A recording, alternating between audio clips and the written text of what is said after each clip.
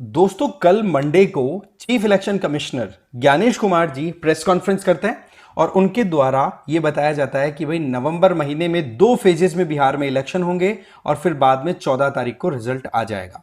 इसी दरमियान उन्होंने एक बड़ी इंटरेस्टिंग बात बताई कि अब की बार बिहार इलेक्शंस के दौरान 17 डिफरेंट गेम चेंजिंग रिफॉर्म्स लाए गए हैं। 17। ये देखो एक इंपॉर्टेंट पॉइंट बन जाता है कि जब आप एक डेमोक्रेटिक कंट्री के अंदर इलेक्शंस कंडक्ट कराते हो तो वहां पर विद द टाइम आपको चीजों को अपग्रेड करना होता है, अपडेट करना होता है। तो उस पॉइंट ऑफ व्यू से जो 17 चेंजेस है ना, ये बहुत ही एक कह सकते हैं कि नीडेड इनिशिएटिव थे, है ना। तो यहां पर सवाल ये बनता है कि क्या ये जमाना आ चुका है कि जब हम एक तरीके से स्मार्ट वोटिंग के युग में घुस चुके हैं। पूरी डिटेल में समझेंगे एक एक इनिशिएटिव को, और वो 17 इनिशिएटिव क्या है, उनके क्या मायने हैं, उन सारी बातों को। क्योंकि बिहार में 243 सीटों के ऊपर इलेक्शन होने वाला है, असेंबली इलेक्शन, और रिजल्ट जो मैंने बताया 14 तारीख को आएगा।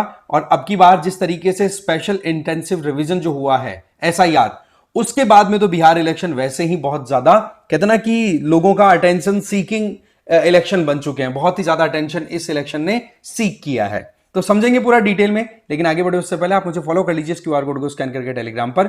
और देखो पीडब्ल्यूआईएएस की तरफ से जो लोग भी यूपीएससी को टारगेट करके चल रहे हैं 2027 का जिनका टारगेट हो, तो वो लोग संकल्प ज्वाइन कर सकते हैं 5.0 और 4.0। डिटेल्स है वो डिस्क्रिप्शन बॉक्स में मिल जाएंगी, वहां पर कॉन्टैक्ट नंबर दिया हुआ है, कॉल करके आप अपनी तरफ से इंक्वायरी कर सकते हैं। ठीक है, कॉम्प्रिहेंसिव कवरेज मिलेगा यहाँ पर आपको प्रीलिम्स, मेंस और इंटरव्यू के हिसाब से जीएस कोर्सेज या जीएस सब्जेक्ट्स का।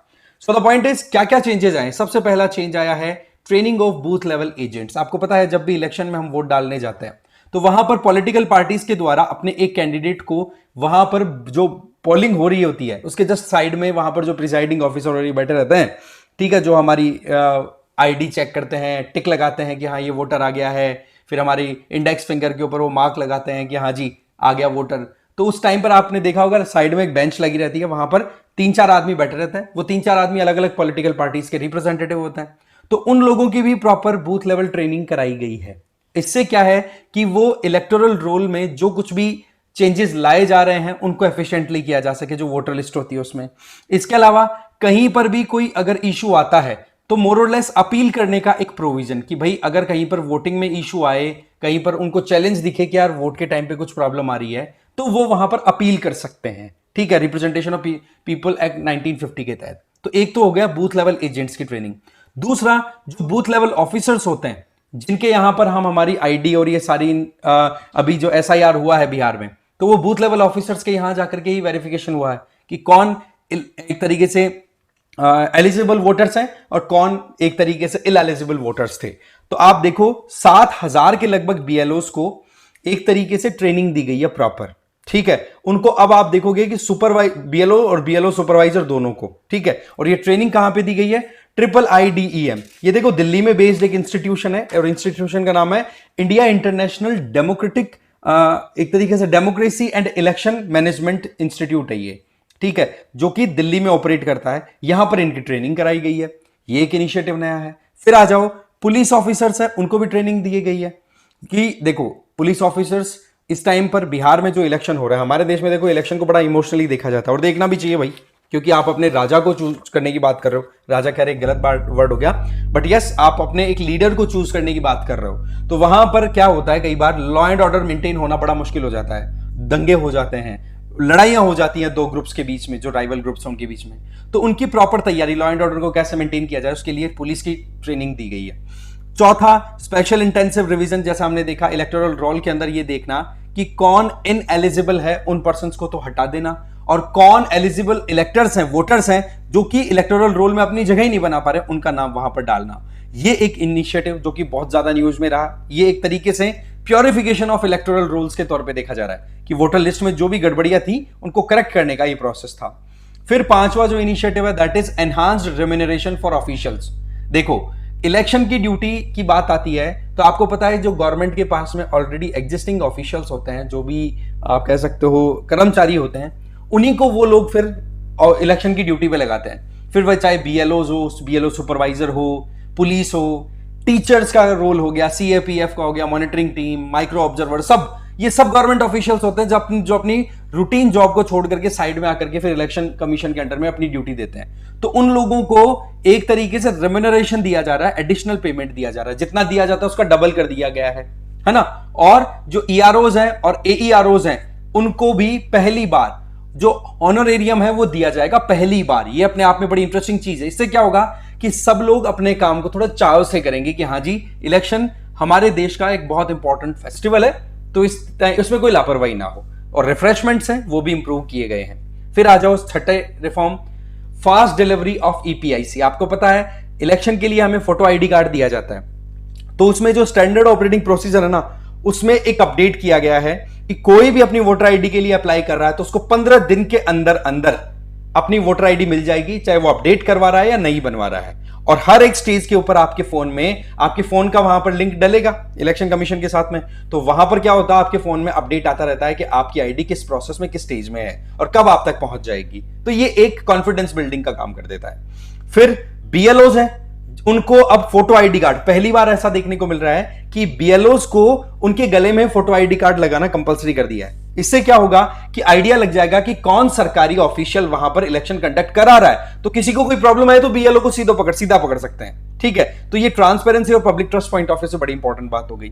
फिर आ जाओ mobile deposit facility eight polling station. देखो, अगर आप वोट डालने जा रहे हो और वहां पर आपको यूं लगता है या फिर आपको वहां पर गाइडलाइन दे दी जाएगी कि देखो जी, आप फोन अंदर नहीं ले जा सकते, क्योंकि कुछ लोग वहां पर फोटो खींच के लेकर के आते हैं कि हाँ जी देखो मैंने इसको वोट डाल दिया उसको, तो वो चीजें क्या होती है, बड़ा ठीक बात नहीं है। आप अपनी प्रिवेसी को खुद कॉम्प्रोमाइज करने वाले हो जाते हो। तो उस केस में आपको वहां पर पोलिंग स्टेशन के साइड बाय में ही आपका जो मोबाइल फोन है वो डिपॉजिट करने की व्यवस्था भी दी जाएगी।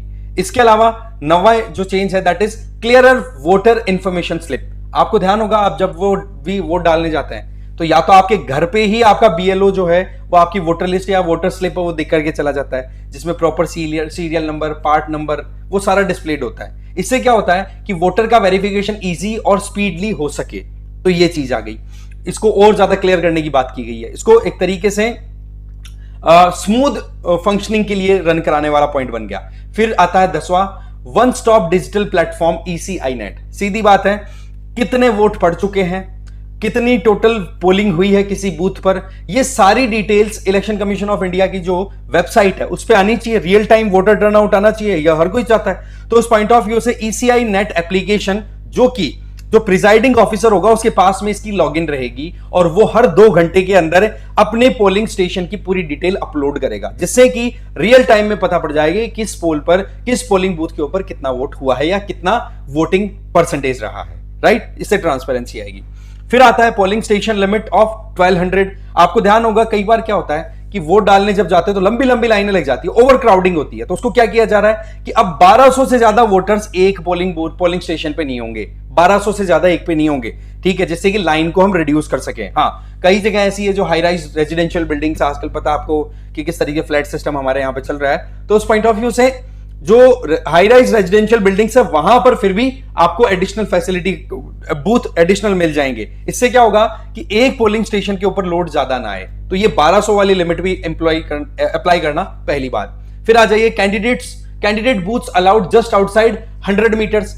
आपको मैंने बताया कि आपकी खुद की जो आईडी, आपकी जो स्लिप है, ठीक है, वोटर इंफॉर्मेशन स्लिप, वो आपके घर पे पहुंच जाती है। अगर वो आपके पास नहीं आती है तो आप क्या करते हो कि बाहर जो भी बूथ लगे हुए रहते हैं, जहां पर अलग अलग पॉलिटिकल पार्टी, पॉलिटिकल लीडर्स के जो एजेंट्स हैं वो बैठे रहते हैं, उनके पास आप जाते हो, उनको बोलते हो कि यार मेरा ये है आईडी कार्ड, ये लो आईडी कार्ड मेरा, वोटर आईडी कार्ड, और मेरी स्लिप तैयार कर दो। और उस स्लिप को लेकर के फिर आप अंदर जाते हो वोट डालने के लिए। उस स्लिप में मेंशन कर दिया जाता है कि हाँ जी कौन सा बूथ स्टेशन आपका है, नंबर कौन सा है, और वहां पर आपकी सीरियल नंबर क्या है। तो उस हिसाब से क्या होता है, बड़ा आसानी से काम होता है। तो वो जो बूथ लगाने का जो प्रोविजन होता है ना, जो पॉलिटिकल पार्टी या पॉलिटिकल कैंडिडेट खुद अपने हिसाब से लगवाते हैं, वो बोल दिया गया कि पोलिंग स्टेशन से 100 मीटर के बाद में वो लगा सकते हैं। ठीक है, तो ये डिस्टेंस थोड़ा सा कम करने वाला पॉइंट हो गया, अच्छी बात है। चलिए 13वां, 100% वेबकास्टिंग एंड पोलिंग स्टेशन। देखो क्या चीजें हो रही हैं, किन चीजों में लापरवाही हो रही है पोलिंग के टाइम पे, उन चीजों को करेक्ट करने के लिए यहां पर वेबकास्टिंग, मतलब एक तरीके से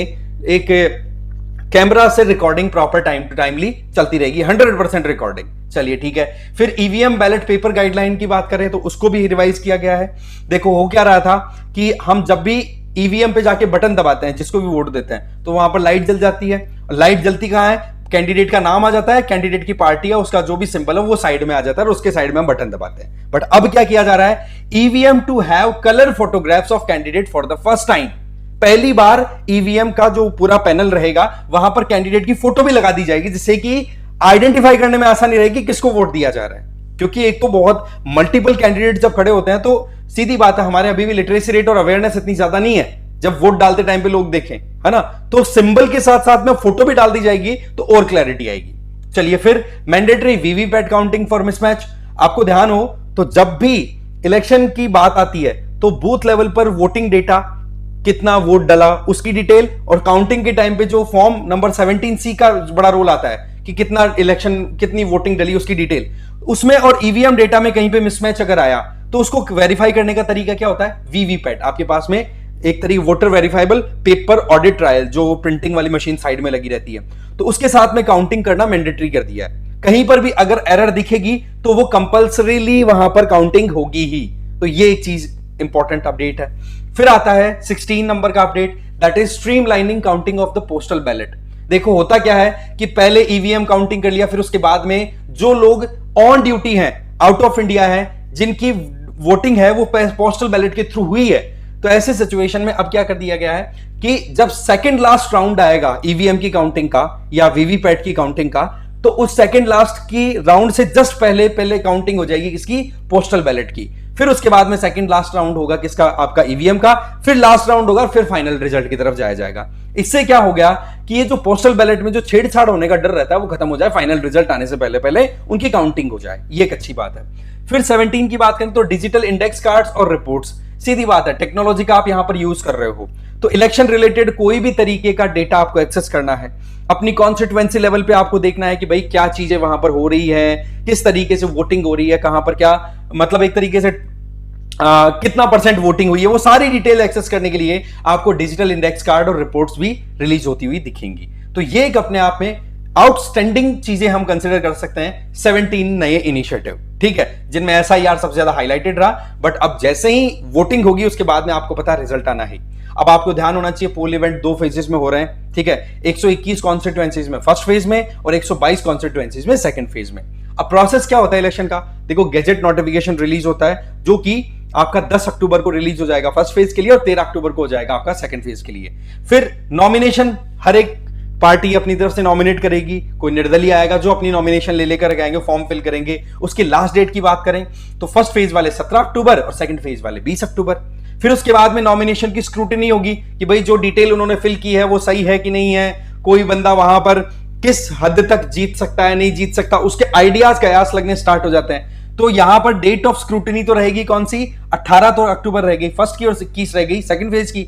फिर इनको मौका दिया जाएगा कि भाई किस किस कैंडिडेट को लगता है कि भाई मेरे तो जीतने के चांसेस नहीं है, जो विड्रॉ करना चाहे अपनी कैंडिडेटशिप को तो वो विड्रॉ कर सकते हैं। 20 अक्टूबर फर्स्ट फेज और 23 अक्टूबर सेकंड फेज। फिर डेट ऑफ पोल वोटिंग की बात करें तो फर्स्ट फेज की 6 नवंबर को है, सेकंड फेज की 11 नवंबर को। फिर डेट ऑफ काउंटिंग 14 नवंबर को होगी दोनों की।